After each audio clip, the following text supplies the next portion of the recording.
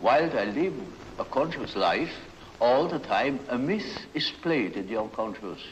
A myth that extends over centuries.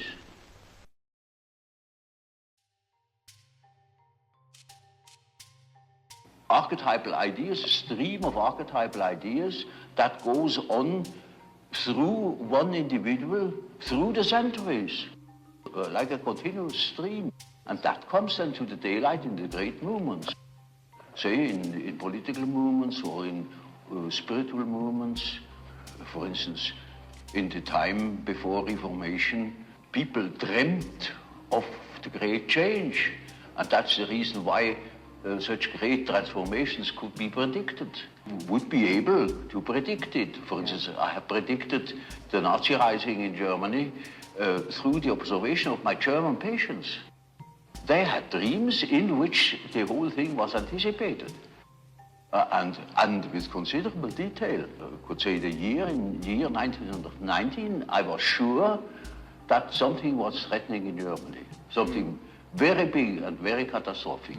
And I only knew it through the observation of the unconscious. When you observe the world, you see people, you see houses, you see the sky, you see tangible objects. But when you observe yourself within, you see moving images, a world of images, generally known as fantasies. Yet these fantasies are facts. It is a fact that a man has such and such a fantasy.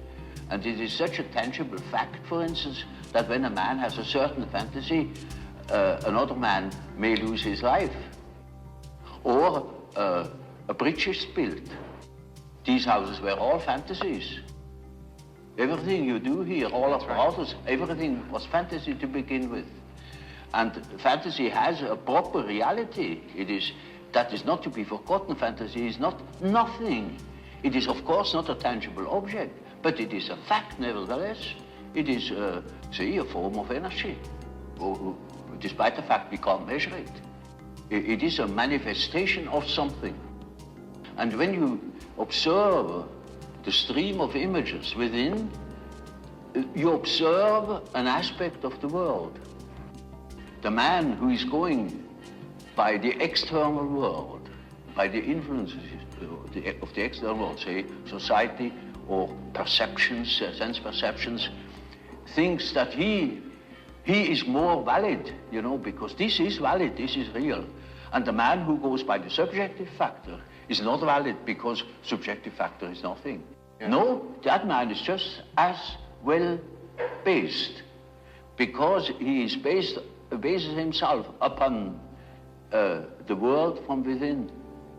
And so he is quite right, even if he says, oh, there is nothing but my fantasy, And of course that is the introvert. And that the introvert is always afraid of the external world, he will be apologetic about it. He will say, of course, yes, I know only my fantasies. And as the world in general, particularly America, is extroverted like hell, the introvert has no place.